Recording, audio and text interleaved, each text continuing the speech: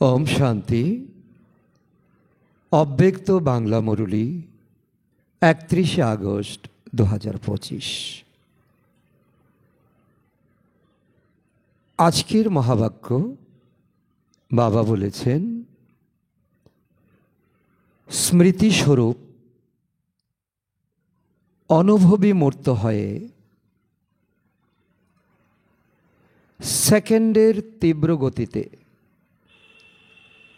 পরিবর্তন করে pass with honour হও। এই আজকের মহাবাক্যতে বাবা অনেক গভীর থেকে গভীর শিক্ষা আমাদেরকে দিতে এসেছেন, যা আমাদের বিচার মন্থন করতে হবে। প্রথমে বাবা বলেছেন স্মৃতিস্বরূপ হওয়ার জন্য। তো আমরা অনেক সময় চেষ্টা তো করি স্মৃতিস্বরূপ হওয়ার জন্য। আমি আত্মা, আমি পরমধামে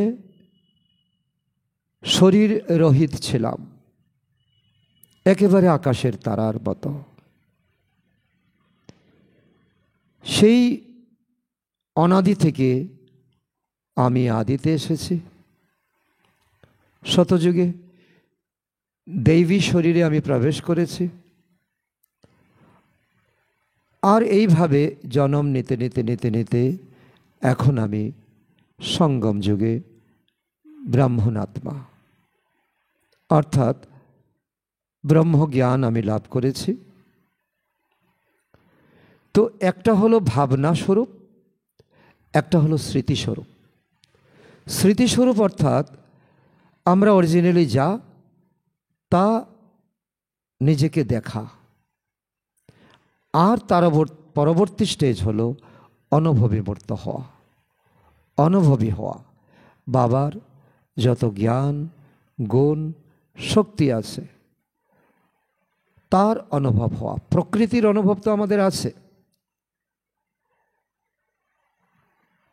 শীতের সময় ঠান্ডার অনুভব, গরমের সময় গরমের অনুভব, ভয় পেলে ভয়ের অনুভব,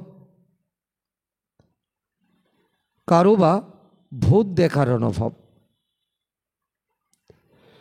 তো এখন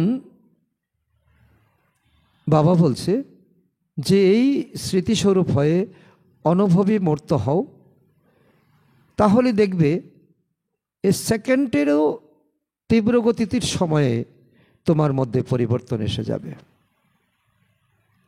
তুমি চিন্তা করার আগে, উচ্চারণ করার আগে সেকেন্ডের মধ্যে তোমার মধ্যে তীব্র গতিতে পরিবর্তন করে দিতে পারছ। কারণ মায়া তোমাদেরকে, যে তুমি অনুভবী স্বরূপ স্মৃতিস্বরূপ অনুভবী মূর্ত না হওয়াতে বারবার মায়া তোমাকে বেকায়দায় ফেলে দিচ্ছে। এটাই হচ্ছে তোমার মায়ার দখল। আর এই মায়াকে যখন তুমি স্মৃতিস্বরূপ হবে, অনুভবী মূর্ত হবে, তখন এক সেকেন্ডে, তারও কম সময়ে মায়ার ফেলানো পরিস্থিতি থেকে তুমি নিজেকে উঠিয়ে আনতে পারবে। আর তবেই তুমি পাস উইথ অনার হতে পারবে। সম্মানের সহিত পাশ করে তুমি ঘরে যেতে পারবে, তারপর আসবে সত্যযুগে। তো এটা তো এক লাইনের বিচার সাগর মন্থন, কিন্তু এই রবিবারের মুরলী প্রতিটা লাইনে লাইনে আমাদের খাজানা রয়েছে। প্রতিটা লাইনে লাইনে আমাদের মনোযোগ দিতে হবে, মনোসংযোগ করতে হবে, বিচার মন্থন করতে হবে। আজ বাপ দাদা চতুর্দিকের বাচ্চাদের মধ্যে বিশেষ ভাগ্যের ঝলমল 3 রেখা মস্তকে দেখছেন। সবার মস্তক ভাগ্যের রেখায় ঝলমল ঝলমল করছে। 1, পরমাত্মা পালনের ভাগ্যরেখা। 2, শ্রেষ্ঠ শিক্ষক দ্বারা শিক্ষার ভাগ্যের রেখা। 3, সদ্গুরু দ্বারা শ্রীমতের ভাগ্যের রেখা। পরমাত্মার পালনা, শিক্ষকের ভাগ্য, সদ্গুরুর শ্রীমতের ভাগ্যে রেখা। বাস্তবত তোমাদের ভাগ্য কিন্তু অসীম, তবু আজ এই বিশেষ 3 রেখা দেখছেন। কারণ ঈশ্বরের খাজানাতে পর্যাপ্ত পরিমাণে কোনো কম বা সীমা নেই, সীমাহীন আমাদের ভাগ্য। তারপর বাবা বলছে যে পরমাত্মার পালনা, শিক্ষার ভাগ্য, শিক্ষকের দ্বারা ভাগ্য, আর সদ্গুরুর দ্বারা এই ভাগ্যের রেখা, এই 3টি রেখারই বাবা আজকে বর্ণন করছেন। তোমরাও নিজের মস্তকে ঝলমল রেখা অনুভব করছো তো না? আমরা এখানে যারা উপস্থিত, যারা শুনছি, সবাইকে অনুভব করছি। সর্বাপেক্ষা শ্রেষ্ঠ হলো পরমাত্মার ভালোবাসার প্রতিপালনের রেখা। পরমাত্মা কত দূর থেকে আসে, কত ভালোবাসাতে আমাদেরকে প্রতিপালন করার জন্য। পরমাত্মার পালনা সবচেয়ে শ্রেষ্ঠ। বাবা যেমন উঁচু থেকে উঁচু, তেমন পরমাত্মা পালনাও উঁচু থেকে উঁচু। এই পালনা কত কম সংখ্যকের প্রাপ্ত হয়। সারা পৃথিবীতে কত লক্ষ কোটি আত্মা আছে, তার মধ্যে গুটি কয় আমরা আত্মাদের, কোটির মধ্যে কেউ আমরা আত্মাদের এই পরমাত্মার প্রতিপালন আমাদের প্রাপ্ত হয়। এখন নয় তো কখনো প্রাপ্ত হতে পারে না। এই পরমাত্মা পালনা, পরমাত্মা ভালোবাসা, পরমাত্মা প্রাপ্তি কোটির মধ্যে কিছু আত্মারই তোমাদেরই অনুভব হয়, তাই না? তোমরা সবাই অনুভবিত না? তো অনুভবের ব্যাপারে এ সংসারে অনেক কথা আছে। যেখানে রবি পৌঁছায় না, অর্থাৎ সূর্যের আলো পৌঁছায় না, সেখানে কবির মন চলে যায়। যেখানে পৌঁছায় না রবি, সেখানে পৌঁছায় কবি। আর যেখানে পৌঁছায় না কবি, সেখানে পৌঁছায় অনুভবী। তো এই সময় পরমাত্মার জ্ঞান প্রাপ্ত করে, গুণ শক্তি প্রাপ্ত করে আমরা তেমনি অনুভবী হতে হবে। আমাদের অনুভব আছে, তোমাদের পালনার অনুভবও আছে, শিক্ষকের দ্বারা পঠন পাঠনের অনুভব আছে, এবং শ্রীমতের দ্বারা ভাগ্যেরও অনুভবী মূর্ত তোমরা। তো সদা নিজের মস্তকে ভাগ্যের এই 3 নক্ষত্র প্রতীয়মান হয় কি? আমরা পরমাত্মার পালনা পাচ্ছি, পরমাত্মা শিক্ষক রূপে আমাদেরকে শিক্ষা দিচ্ছেন, তিনিই আমাদেরকে ঘরে নিয়ে যাবেন। ভাগ্যের রেখা তিনি আমাদের পরিস্ফুট করছেন। তো বাবা বলছেন, তো প্রতীয়মান হয় সদা, নাকি কখনো কখনো ঝলমলে, কখনো কখনো নিষ্প্রভ হয়ে যায়? নিজেকে প্রশ্ন করতে হবে। তো নিস্তেজ হওয়া উচিত নয়, কারণ পরমাত্মাকে পেয়েছ। এখন যদি উদাসী হয়ে যাও, তাহলে কি সেটা মানান হয়? যদি ঝলমলে নক্ষত্র নিস্তেজ হয়, তবে তার কারণ কি তোমরা জানো? বাপদাদা দেখেছেন যে কারণ এটাই, তোমরা স্মৃতিস্বরূপ হওনি। স্মৃতিস্বরূপ হওনি অর্থাৎ তোমরা ভাবো আমি আত্মা, কিন্তু ভাবনাস্বরূপ হয়ে যাও। ঠিক আত্মা যেমন আকাশে নক্ষত্রের মতো, ঠিক এই 2 ভ্রগজলের মাঝখানে তো নিজেকে তুমি দেখতে পাও না, অনুভব করতে পারো না। স্মৃতিস্বরূপ কম হয়ে যাও। যতক্ষণ স্মৃতিস্বরূপ সদা না হচ্ছ, ততক্ষণ সমর্থি আসবে না। কারণ স্মৃতিস্বরূপই বাস্তবে সমর্থিস্বরূপ বানিয়ে দেয়। সেজন্য ভাগ্যের নক্ষত্র কম ঝলমল করে। নিজেকে নিজে জিজ্ঞাসা করো, কারণ কলমও আমাদের হাতে, কাগজও আমাদের হাতে দিয়েছে। নিজেকে নিজে জিজ্ঞাসা করো, বেশিরভাগ সময় আমি ভাবনাস্বরূপ হই নাকি স্মৃতিস্বরূপ হই? ভাবনাস্বরূপ হওয়ায়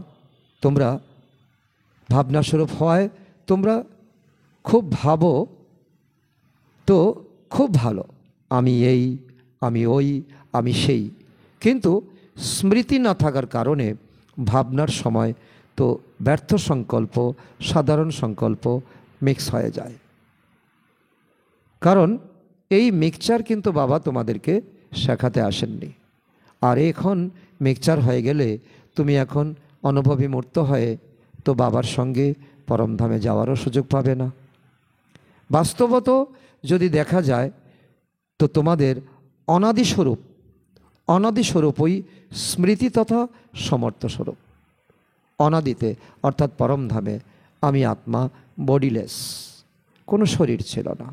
আমি আত্মা পরমাত্মার খুব কাছাকাছি, একটা নির্দিষ্ট শৃঙ্খলার মধ্যে আমি ছিলাম। তো এটাই হলো সমর্থ স্বরূপ। এই ভাবনাতে যখন আসবে তখন দেখবে অটোমেটিক সমর্থি তোমার মধ্যে আসবে। তো ভাবনার স্বরূপ নয়। আর আদিতেও এই সময়ের স্মৃতিস্বরূপের প্রালব্ধ প্রাপ্ত হয়। এই সময় যদি তুমি ব্রাহ্মণ হয়, এই সময় যদি তুমি দুই ভ্রুযুগলের মাঝখানে নিজের আত্মাকে দেখো, অন্যকে আত্মা দেখো, অন্যকে আত্মা মনে করে কথা বলো, তাহলে এই স্মৃতিস্বরূপের প্রালব্ধ অনুভব হবে, প্রাপ্ত হবে তোমার সত্যযুগে। সুতরাং অনাদি আর আদি স্বরূপের স্মৃতি আছে তো না? এবং এই সময় অন্তে অর্থাৎ সঙ্গমেই তোমরা স্মৃতিস্বরূপ হয়ে থাকো, ভাবনাস্বরূপ নয়। এই সঙ্গম যুগে স্মৃতিস্বরূপ হলেই তোমরা আদিতে গিয়ে প্রালব্ধ পাবে, অনাদিতে গিয়ে বাবার কাছাকাছি থাকবে, ভাবনাস্বরূপ নয়। সেজন্য বাপদাদা আগেও বলেছেন যে বর্তমান সময়ে অনুভবী মূর্ত হওয়া শ্রেষ্ঠ স্টেজ। স্মৃতিস্বরূপ হলেই তুমি অনুভবী মূর্ত হবে, আর এটাই হলো তোমার শ্রেষ্ঠ স্টেজ। আর এই স্টেজ তোমাকে অনেক উচ্চ নিয়ে যাবে। তোমরা ভাবো আমি আত্মা, পরমাত্মা প্রাপ্তি আছে, কিন্তু উপলব্ধি করা আর অনুভব করা এর মধ্যে অনেক পার্থক্য। উপলব্ধি করা অর্থাৎ যে অনেকটা ভক্তির একটু উন্নত পর্যায়, আর অনুভব করা হচ্ছে এই জ্ঞান মার্গের প্রথম স্টেজ। এর মধ্যে আছে সমর্থি, এর মধ্যে আছে শক্তি। অনুভবী মূর্ত হলে পরে কি হবে? সেই প্রাপ্তিটা আশা করো। তোমার কি লাভ হতে পারে সেটা তুমি দেখো। অনুভবী মূর্ত আত্মা কখনো মায়ার দ্বারা প্রতারিত হতে পারে না, আর না তার কোনো দুঃখের অনুভূতি হতে পারে। তো এই ডবল প্রাপ্তি আমাদের এই সঙ্গম জীবনে, আমাদের কোনো দুঃখ হবে না, অনুতাপ হবে না, আর মায়ার দ্বারা আমরা কখনো প্রতারিত হব না যদি আমরা অনুভবী মূর্ত হই। এই যে মাঝে মাঝে মায়ার খেলা দেখো কিংবা মায়ার খেলা খেলেও থাকো, তার কারণ হলো অনুভবী মূর্ত হওয়ার ক্ষেত্রে তো খামতি আছে, কমই আছে, কমজোরি আছে। অনুভবের অথরিটি সর্বাপেক্ষা শ্রেষ্ঠ, সব থেকে শ্রেষ্ঠ হলো অনুভবের অথরিটি। তো বাপদাদা দেখেছেন যে অনেক বাচ্চা ভাবে, কিন্তু স্বরূপ হওয়ার অনুভূতি কিন্তু অনেক কম, অনেক কম। আজকের দুনিয়াতে দেখা আর শোনায়, মানুষ অনেক দেখছে, অনেক কিছু শুনছে। মেজরিটি আত্মা ক্লান্ত হয়ে গেছে, কারণ সকলেই বলে আমরা অনেক দেখে ফেলেছি, অনেক শুনে ফেলেছি, আর দেখতে শুনতে চাই না। এখন মানুষ কি চায়? আত্মা কি চায়? আত্মা অনুভব চায়। কিন্তু অনুভব দ্বারা মানুষ মনুষ্য আত্মা প্রাপ্তি চায়, কারণ তারা অনেক শুনে ফেলেছে। তো তাদেরকে তোমরা অনুভবী করাও। অনুভবী করাতে পারবে? অনুভবী আত্মা সদা এগিয়ে চলে, উঠতে থাকবে, কেননা অনুভবী আত্মার মধ্যে উৎসাহ উদ্দীপনার সদা ইমর্জ রূপে থাকে। উৎসাহ উদ্দীপনা তার হচ্ছে দুটি পাখা, এবং সেই পাখা যখন কাজ করে তো সে অটোমেটিক ওপরের দিকে উঠতে থাকে। তো চেক করো সব পয়েন্ট বাবা যত পয়েন্ট, কারণ এই অব্যক্ত মুরলিতে প্রত্যেকটা লাইনে লাইনে পয়েন্ট। আর সেই সকল পয়েন্টের অনুভবী মূর্ত হয়েছ, তাহলে বাবার পরমধাম থেকে আসাটা সার্থক। অনুভবের অথরিটি তোমাদের সব কর্মে দৃশ্যমান হয় কি? কারণ এই সময় আমাদের কর্মযোগী হতে বাবা বলছেন, আর কর্মযোগী হলে পরে তো প্রথমে বাবা বলছেন যে অনুভবী মূর্ত হলে পরে তো তোমরা তোমাদের সব কর্মে তোমাদের দৃশ্যমান হবে যে আমি করছি না, কে যেন আমাকে দিয়ে করিয়ে দিয়েছে, আমি বুঝতেই পারিনি। তো সব তোমাদের কথা বল, সব সংকল্প অনুভবের অথরিটি দ্বারা হয় নাকি শুধু বুঝে নেওয়ার আধারে হয়? বাবা অনেক গুরুত্বপূর্ণ কথা বাবা বলছে। এক হচ্ছে কি বুঝে নেওয়া, কারণ অফিসের বস তিনি ডিগ্রি নিয়ে এসেছেন, তিনি অনেক বিদ্বান, অনেক পণ্ডিত। তো এক হচ্ছে কি ডিগ্রি এবং শিক্ষা, আর এক হচ্ছে অনুভব। তো এই অফিসের বস যদি প্রত্যেকের সাথে, অফিস কর্মীর সাথে এই মিলনসার হয়ে না থাকতে পারে তো অফিস কি ভালোভাবে চলবে? চলবে না। তো সেখানে তো ওনার অনুভব চাই যে আমি যেমন বস, তো আমার অধীনস্থ যে কর্মচারীরা তাদেরও তো পরিবার আছে, তাদেরও তো দুঃখ আছে, তাদেরও তো শোক আছে। যখন এইভাবে যখন তিনি চিন্তা করবেন তখন প্রত্যেকের প্রতি তিনি মিলনসার হয়ে থাকবেন। তো এক হলো বুঝতে পারা, আর এক হলো অনুভব করা। তো অনুভব করা অফিসের বস তাদের কর্মচারীর সঙ্গে হাতে হাত মিলিয়ে ঘন্টার কাজ তারা কিছু সময়ের মধ্যে করে ফেলবে, তাই না? তো সব সাবজেক্ট জ্ঞানের পয়েন্টস বর্ণনা করা, সে তো বাইরের স্পিকারও ভালো স্পিচ করতে পারে। জ্ঞান, যোগ, ধারণা, সেবা।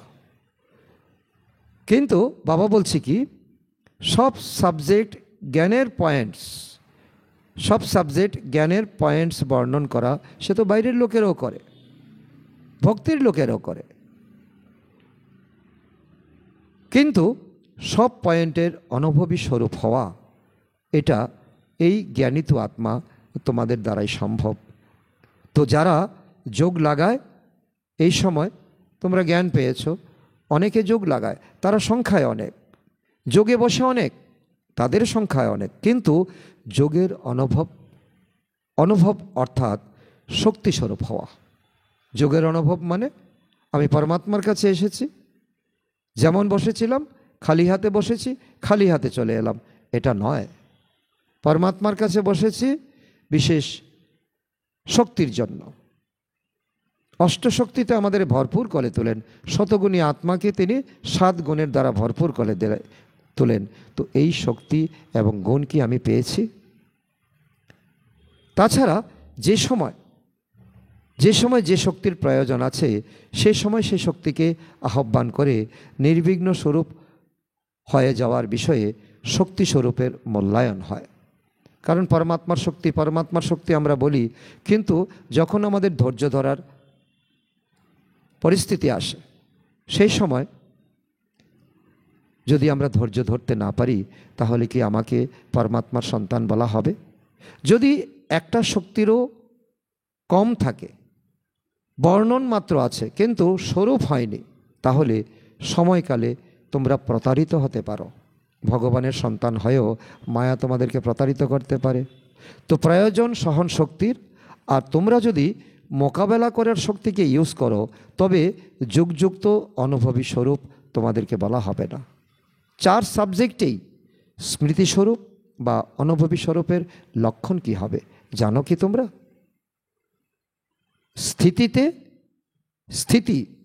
স্থিতিতে নিমিত্ত ভাব, মনোবৃত্তিতে সদা শুভ ভাব, আত্মিক ভাব, নিঃস্বার্থ ভাব থাকবে। এটা হলো লক্ষণীয়, এটা হলো লক্ষণ। বায়ুমণ্ডলে অথবা সম্বন্ধ সম্পর্কে সদা নির্মাণ ভাব, একদম ঝুঁকে থাকা। বাণীতে সদা নির্মল বাণী থাকবে, আমার বাণী দ্বারা কেউ যাতে কোনো আঘাত না পায়। এই বিশেষত্ব অনুভবী মূর্তের সবসময় ন্যাচারাল নেচার হয়ে যায়, ন্যাচারাল নেচার। এখন অনেক বাচ্চা কখনো কখনো বলে যে আমি চাই না এটা করি, কিন্তু আমার পুরানো নেচার, পুরানো সংস্কার, নেচার যেটা ন্যাচারাল কাজ সেটাই করবে, যেটা আত্মার সংস্কার হয়ে আছে। পরিস্থিতি আসলে সে অটোমেটিক করে ফেলবে, এটাই স্বাভাবিক, ভাবতে হয় না। নেচার ন্যাচারালি কাজ করে। তো নিজেকে চেক করো, আমার ন্যাচারাল নেচার কি? যে দ্রাপর যুগ থেকে বয়ে আনা এই সংস্কার, এটা কি আমার ন্যাচারাল নেচার, নাকি আদিতে আমার যে সংস্কার ছিল সেটা আমার ন্যাচারাল নেচার? যদি কোনো পুরানো নেচার অংশ মাত্র থাকে, তবে সব সময় সেটা কার্যে কি করবে? ব্যবহার হতে পাক্কা সংস্কার হয়ে যায়। যদি তুমি তাকে আস্কারা দিয়ে দাও, তাকে প্রশ্রয় দিয়ে দাও, তাহলে সেটা তোমাকে পাক্কা সংস্কার হয়ে যাবে, তোমাকে ধোঁকা দিয়ে দেবে। সেটা সমাপ্ত করার জন্য পুরানো নেচার, পুরানো স্বভাব, পুরানো সংস্কার সমাপ্ত করতে চাও, কিন্তু করতে পারো না। এর কারণ কি? পরিবর্তন করার শক্তি তোমাদের কম।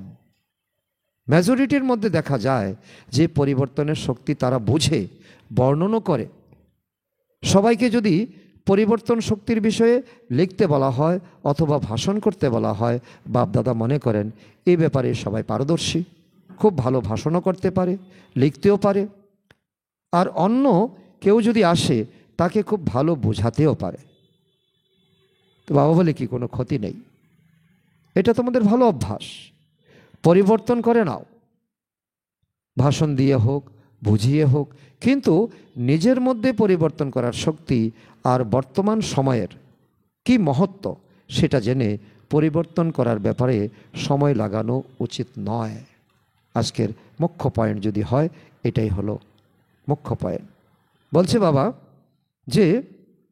যে পরিবর্তন করার শক্তি নিজের মধ্যে, অন্যকে বোঝানো বড় কথা নয়, নিজের মধ্যে পরিবর্তন।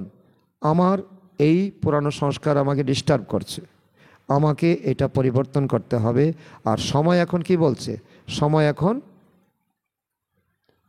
এই কলিযুগের অন্তিম সময়, এখন বিনাশ সামনে দাঁড়িয়ে আছে। তো এই মহত্ব জেনে তো পরিবর্তন করার ব্যাপারে সময় লাগানো কি উচিত? মোটেই উচিত নয়। পরিবর্তনের শক্তি হতে হবে 1 সেকেন্ডে। আমার এই পুরানো সংস্কার আমাকে ডিস্টার্ব করছে, কিন্তু আমি বুঝে ফেলেছি আমাকে এটা পরিবর্তন করতে হবে, আর সে হবে 1 সেকেন্ডে। কেননা যখন বুঝতে পেরেছ, তো এমন কিছু হওয়া উচিত নয়। বুঝেও যদি পরিবর্তন করতে না পারো, তার কারণ হলো তোমরা শুধু ভাবোই ভাবো, কিন্তু স্বরূপ তোমরা হতে পারো না।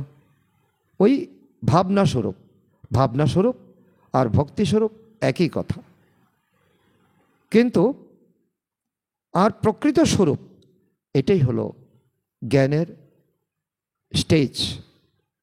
তার থেকে হতে পারবে তোমরা অনুভবী মূর্ত আত্মা। সারাদিনে অধিক মাত্রায় ভাবনা স্বরূপ হও, অনেক চিন্তা করো, ব্যর্থ সংকল্প, নেগেটিভ সংকল্প। তো স্মৃতি তথা সমর্থ স্বরূপ হওয়ার মেজরিটি কিন্তু তোমাদের কম। এখন তীব্র গতির সময়, তীব্র পুরুষার্থের সময়, সাধারণ পুরুষার্থেরও সময় নয়, চলে গেছে। এখন হাঁটারও সময় নেই, দৌড়ানোরও সময় নেই, এখন শুধু ওড়ার সময়। সেকেন্ডে পরিবর্তনের অর্থ হলো স্মৃতিস্বরূপের দ্বারা 1 সেকেন্ডে নির্বিকল্প ব্যর্থ সংকল্প যেন নিবৃত্তি হয়, নির্বিকল্প, অর্থাৎ কোনো ব্যর্থ সংকল্পের লেশ পর্যন্ত থাকবে না। কেন? সময়কে সমাপ্তির সমীপে নিয়ে আসার নিমিত্ত কারা? নিমিত্ত তো তোমরা, তাই না? কারণ এই সত্যযুগ নিয়ে আসার নিমিত্ত তোমরা, আর তোমরা যদি না তৈরি হও তাহলে এই শঙ্খধ্বনি কে করবে? অ্যাটমিক ওয়ার কবে হবে? প্রাকৃতিক বিপর্যয় কবে হবে? সম্পূর্ণ নির্ভর করছে তোমাদের উপর। তো এখনের এই সময়ের মহত্ব অনুযায়ী তোমরা জানোই যে তোমাদের প্রতিটা পদক্ষেপে তো পদ্মা পদম সমাহিত হয়ে রয়েছে। এক কদম এগিয়ে যাও, পরমাত্মার হাজার মদত তোমরা পাবে। আর তা বাড়ানোর ভাবনা যেমন বুদ্ধিতে রাখো, তেমন কিন্তু হারিয়ে ফেলার ভাবনাও বুদ্ধিতে রাখো। যদি কদমে পদম তৈরিও হয় তো কদমে পদম নষ্টও তো করো, নাকি করো না? করো তো। কারণ যেমন সৎকর্ম করছো তেমন দুষ্টকর্ম করছো, ভ্রষ্টকর্ম করছো। তো এখন মিনিটের ব্যাপার চলে গেছে, হাঁটার ব্যাপার চলে গেছে, দৌড়ানোর ব্যাপার চলে গেছে, এখন ওড়ার ব্যাপার। অন্যদের জন্য তোমরা বলে থাকো 1 মিনিট সাইলেন্স থাকো, কিন্তু তোমাদের জন্য সেকেন্ডের বিষয় হওয়া উচিত। মিনিট নয়, 1 মিনিট নয়, সেকেন্ড। যেমন হ্যাঁ আর না ভাবতে কত টাইম লাগে? সেকেন্ড, তাই না? তো পরিবর্তনের শক্তি এতটাই ফাস্ট হওয়া দরকার। যে কোনো আত্মা হোক, ছোট হোক কিংবা বড় হোক, কনিষ্ঠ হোক, মধ্যম হোক, যে কেউই হোক, পরিবর্তন করতে হবে 1 সেকেন্ডে। করবো না তো করবো না, হবে না তো হবে না। তোমরা মনে করছো কখনো ঠিক আছে, তো তোমরা মনে করছো কখনো ঠিক আছে কখনো ঠিক নেই। যা বেঠিক তাতে বিন্দু, আর যা ঠিক তা প্র্যাকটিক্যালি আনতে হবে। এটাই তো শিক্ষা পরমাত্মার। এখন বিন্দুর মহত্বকে কার্যে লাগাও। 3 বিন্দুকে তোমরা জানো তো না? তাহলে বিন্দুকে সময় মতো কার্যে প্রয়োগ করো। যেমন সায়েন্সের বিজ্ঞানীরা ওরা সব বিষয়ে তীব্র গতি করছে, কারণ এমন রকেট তারা বানাচ্ছে তো শব্দের থেকেও আগে সে চলে যাচ্ছে, শব্দের আগে তাকে তারা ফ্রিকশন করছে, শব্দের থেকে এত কিলোমিটার আগে। তো তো বিজ্ঞান যদি এতটা কিছু করতে পারে, তো আর তার পরিবর্তনের শক্তিটাই বেশি কার্যে লাগাচ্ছে। দেশে দেশে এখন যুদ্ধ লাগছে। তো সাইলেন্সের শক্তি ধর তোমরা, তোমরা সাইলেন্স পাওয়ার তোমাদের মধ্যে আছে। তোমরা এখন লক্ষ্য রাখো, যদি পরিবর্তন করতে হয়, নলেজফুল হও, তবে এখন পাওয়ারফুল হও সেকেন্ডের গতিতে। যদি পরমাত্মার এই জ্ঞান নেবে তো 1 সেকেন্ডে নিশ্চয় করতে হবে। মিনিট লাগিও না, দিন লাগিও না, মাস লাগিও না। অনেকে তো বছরের পর বছর চলে যায়, তার অনুভবই হয় না, স্মৃতিস্বরূপই হয় না। করছি, হয়ে যাবে, করে নেব না। হতে পারে বাবা, এই আমাদেরকে প্রশ্ন দিচ্ছেন, হতে পারে নাকি কঠিন, এটা বলো। কেননা সময়কালে সেকেন্ডের পেপার আসার আছে, কারণ অন্তিম সময়ে যে পেপার আসবে সেটা আসবে 1 সেকেন্ডে, ভাববার সময় পাবে না, মিনিটের নয়। সুতরাং সেকেন্ডের অভ্যাস বহুকালের হবে, তবে তো সেকেন্ডে পাস উইথ অনার হবে, তাই না? পরমাত্মা স্টুডেন্ট তোমরা, পরমাত্মা তোমাদেরকে তারিফ করছেন। পরমাত্মা পাঠের পড়াশোনাও তোমরা করছো, তো পাস উইথ অনার হতেই তো হবে না? তো পাস মার্কস নিয়েছো, কি হয়েছে? পাস উইথ অনারের লক্ষ্য কি রেখেছো? যারা মনে করো পাস উইথ অনার হতে হবে তারা হাত উঠাও। সকলকে হাত উঠানোর জন্য বাবা বলছে, যারা আমরা শুনছি। পাস উইথ অনার, এই অনার শব্দ আন্ডারলাইন করো। আচ্ছা, তো এখন কি করতে হবে? মিনিট মোটর, মিনিট মোটর তো কমন, বিদেশে এমন অনেক জিনিস তৈরি হয়ে গেছে। মিনিট মোটর, মিনিটে মিনিটে তৈরি হয়ে যাচ্ছে অনেক কিছু। এখন সেকেন্ডের কাজ, কারণ তোমরা এখন সাইলেন্স পাওয়ারের শক্তিধর আত্মা। হ্যাঁ, পাঞ্জাবের তোমরা, পাঞ্জাব জোন এখন সেকেন্ডের ব্যাপার। এতে নম্বর 1 কে হবে? পাঞ্জাব, তাই না? কি আর বড় ব্যাপার? তোমরা তো সংকল্প করতেই পারো এত নেশার সাথে বলো, খুব ভালো বলো, এতটাই নেশার সাথে বলো যখন বাপদাদা শোনেন খুব খুশি হন। তোমরা বলো কি আর বড় ব্যাপার। বাবা শুনে খুব খুশি হচ্ছেন, কারণ বাবার বাচ্চারা তোমরা, বাবা তোমাদের রাজা বাচ্চা হিসাবে দেখতে চায়। তো বাপদাদা সাথে আছেন, তোমরা এটাই তো বলো। তো সাত সাত তো অথরিটি, বাপদাদার সাথে আছেন মানে শক্তি আছে, অথরিটি আছে। সুতরাং এখন কি করতে হবে? তেজিয়ান হতে হবে। সেবা তো করছো, তাছাড়া সেবা ব্যতীত আর করবেই বা কি? খালি বসে থাকবে কি? সেবা তো ব্রাহ্মণ আত্মাদের ধর্মকর্ম, কিন্তু এখন সেবার সাথে সাথে সমর্থ স্বরূপ সেবার উৎসাহ উদ্দীপনা দেখিয়েছ। বাপদাদা খুশি, অভিনন্দনও জানাচ্ছেন। সেবার মুকুটও প্রাপ্ত হয়েছে, কত সুন্দর লাগছে। দেখো মুকুট পরে, এখন স্মৃতিস্বরূপ হওয়ার মুকুট পরে দেখাও। বাবা বলছি কি, এটা হচ্ছে অনুভব। সেবা এখন করতে এসেছ, কত হাজার হাজার আত্মার ব্রহ্মা ভোজন বানাচ্ছ তোমরা, তো তার সেবার মেওয়া পাবে না? তো এটা হলো এখন সেই মুকুট তোমরা পরিধান করে আছো, তো সেটাকে অনুভব করো। এখন স্মৃতিস্বরূপ হওয়ার মুকুট পরে দেখাও। ইয়ত গ্রুপ আছে তো না, তো কি চমৎকার করবে। সেবাতেও নম্বর ওয়ান, আর সমর্থ হওয়াতেও নম্বর ওয়ান।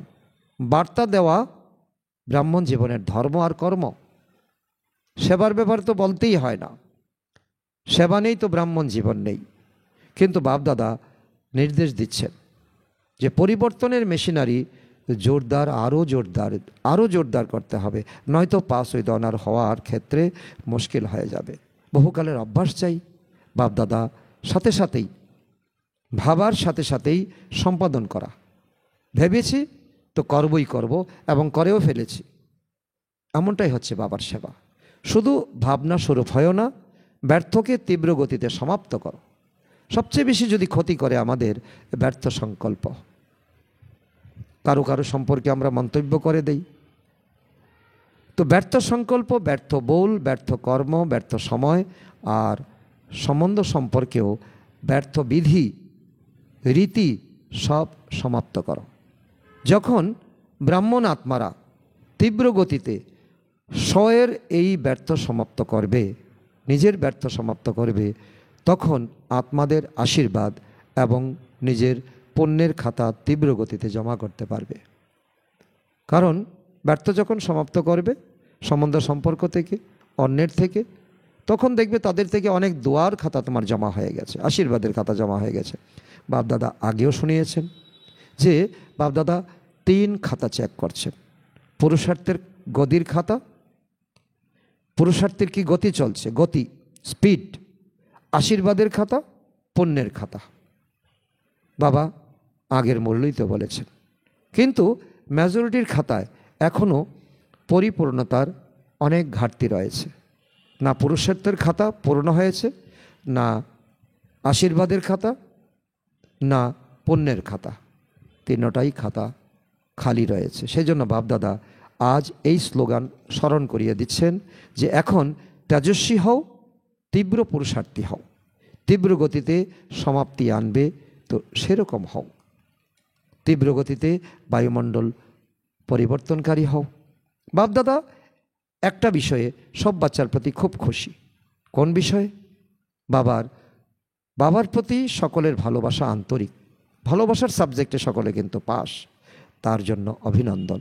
কিন্তু বলবো কি যে বাবা বলছে, আমাদের কাছে জানতে চাইছে যে আমাদের একটা হোমওয়ার্ক করতে হবে। সিজন সমাপ্ত হওয়া পর্যন্ত তীব্র গতির কিছু না কিছু চমক দেখাও।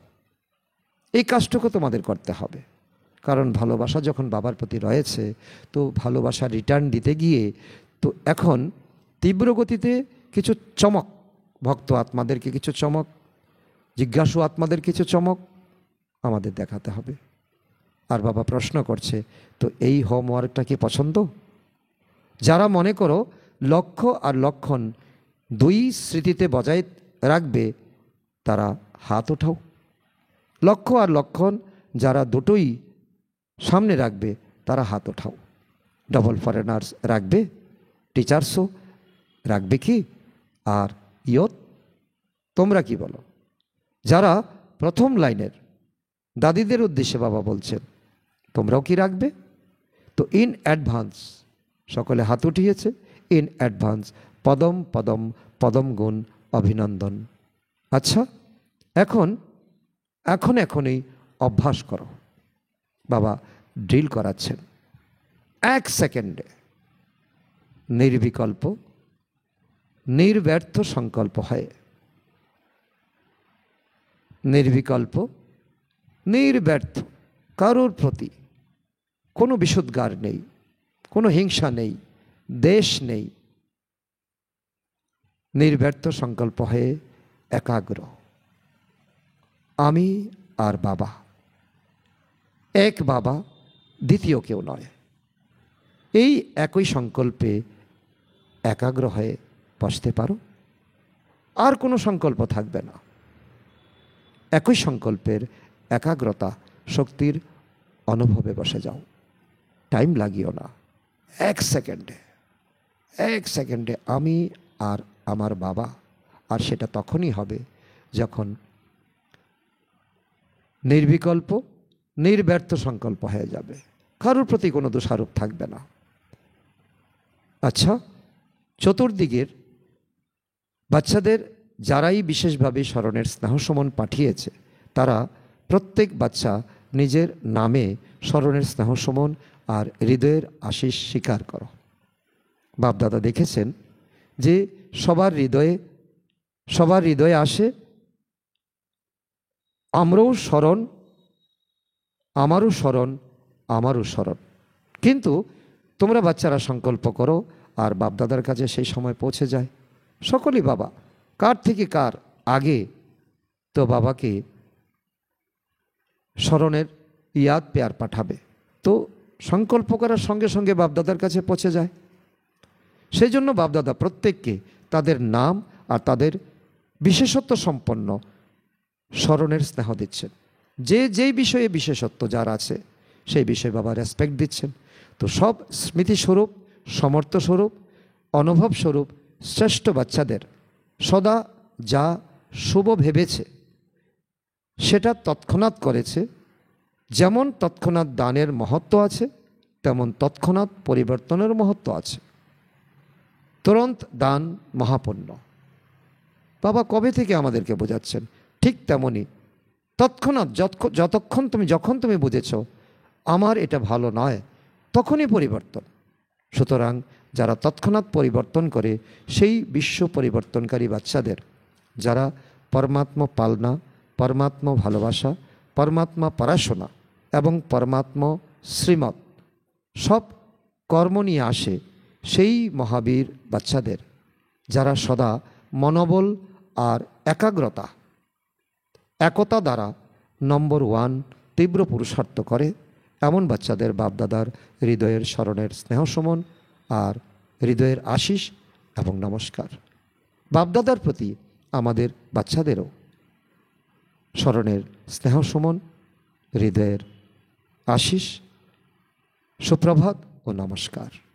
দাদিজির প্রতি তুমি বিজয় প্রাপ্ত করে দেখাচ্ছ। দাদিদের প্রতি সবাই তোমরা ভালোভাবে পার্ট প্লে করেছ। বাপদাদা প্রত্যেকের পার্ট দেখে খুশি হন। ছোটরাও ভালোভাবে পার্ট প্লে করেছে। এমন ভেবো না যে আমরা তো ছোটরা তো পবিত্র আল্লাহ। শক্তিদের নিজস্ব পার্ট, পাণ্ডবদের নিজস্ব পার্ট। পাণ্ডব না হলেও কাজ হবে না, শক্তিরাও না হলে কাজ হবে না। সেই জন্য ভারতের চতুর্ভুজের স্মারক আছে। চতুর্ভুজ, বিষ্ণু চতুর্ভুজ বলা হয়। আর তার স্মৃতিস্বরূপটা কোথায়? এখানে মাতাদের 2 হাত, পাণ্ডবদের 2 হাত, এই 2 মিলে 4 পাণ্ডব। তো সেই জন্য পাণ্ডবদেরও বর্ণনা আছে, মাতাদেরও বর্ণনা আছে। আর কোনো ধর্মে চতুর্ভুজ কিন্তু দেখায় না, কিন্তু ভারতের স্মারক রূপে চতুর্ভুজের মহত্ব আছে। তো তোমরা উভয় পক্ষই ভালোভাবে পার্ট প্লে করেছো, কিন্তু এখন শীঘ্র করতে হবে, সেকেন্ডে করতে হবে। কখনো কখনো একটু শিথিল হয়ে যাও। এখন শিথিল হওয়ার সময় নেই, পরিস্থিতি তো ভিন্ন ভিন্ন হয়ে থাকে, দিন দিন পরিবর্তন হতে থাকে। পরিস্থিতির গহ্যতা বুঝে রাজযুক্ত, যুগযুক্ত, স্নেহযুক্ত, সহযোগযুক্ত হয়ে চলতে হবে। ঠিক আছে তো না? তো দাদিজির প্রতি খুব ভালো লাগে, তাই না? দেখো কত এসেছে, কেন এসেছে এরা? হ্যাঁ, কেন এসেছে? তোমাদের সাক্ষাৎ করতে এসেছে, বাপদাদার সাথে মিলিত হতে তো এসেছে। কিন্তু সাথে দাদিরা না থাকলে তখন বলে তো না, হ্যাঁ বলে না, মজা আসে না। দাদিরা যদি মধুবন না থাকে তো বাচ্চারা মিলিত হতে এসে তো বাচ্চাদের কি ভালো লাগে? আর তোমরাও যদি না থাকো তবে মজাও হয় না। বাচ্চা ছাড়াও মধুবনের কোনো মজা নেই, দাদি ছাড়াও মজা নেই, বাবা ছাড়াও মজা নেই। আজকের বরদান, স্মৃতির সুইচের দ্বারা সকল্যাণ আর সকলের কল্যাণ করে সিদ্ধি স্বরূপ ভব। স্থিতির আধার হলো স্মৃতি। এই শক্তিশালী স্মৃতি থাকে যে আমি বাবার, বাবা আমার। তো এই স্মৃতি দ্বারা নিজের স্থিতি শক্তিশালী থাকবে এবং অন্যদের শক্তিশালী বানাবে। সুইচ অন করলে যেমন লাইট জ্বলে ওঠে, একটা সুইচ যদি সদা স্মৃতিরূপী সুইচের অ্যাটেনশন থাকে তবে নিজের এবং সকলের কল্যাণ করতে থাকবে। নবজন্ম যখন হয়েছে তখন স্মৃতিও যেন নতুন থাকে, পুরানো সব স্মৃতি স্বভাব সমাপ্ত। এই বিধি দ্বারা সিদ্ধিস্বরূপের বরদান প্রাপ্ত হয়ে যাবে, তোমরা উদাহরণমূর্ত হয়ে যাবে। স্লোগান: অতীন্দ্রিয় সুখের অনুভূতি করার জন্য নিজের শান্ত স্বরূপ স্থিতিতে স্থিত হয়ে যাও, নিজের প্র্যাকটিক্যাল স্বরূপ দেখাও। আজকের অব্যক্ত ইশারা: সহজ যোগী হতে হলে পরমাত্ম প্রেমের অনুভবী হও। বাপদাদা প্রেমের বন্ধনে বেঁধে আছেন, যদি ছাড়তে চাও তবু ছাড়তে পারবে না। সেজন্য ভক্তিতেও তারা বন্ধনের চিত্র দেখিয়েছে। প্র্যাকটিক্যালি অব্যক্ত হওয়া সত্ত্বেও প্রেমের বন্ধনে বেঁধে থাকতেই হয়। বাপদাদাকে আসতে হয় বাচ্চাদের কাছে, ব্যক্ত থেকে বিমুক্ত হয়েছে তবু ছাড়তে পারেননি তো না। প্রেমের এই রশি খুব মজবুত। এরকম প্রেম স্বরূপ হয়ে পরস্পরকে প্রেমের রশিতে বেঁধে সমীপ সম্বন্ধের অথবা আপন বোধের অনুভূতি করাও। আজকের সমান আমি সিদ্ধিস্বরূপ আত্মা। আচ্ছা, ওম।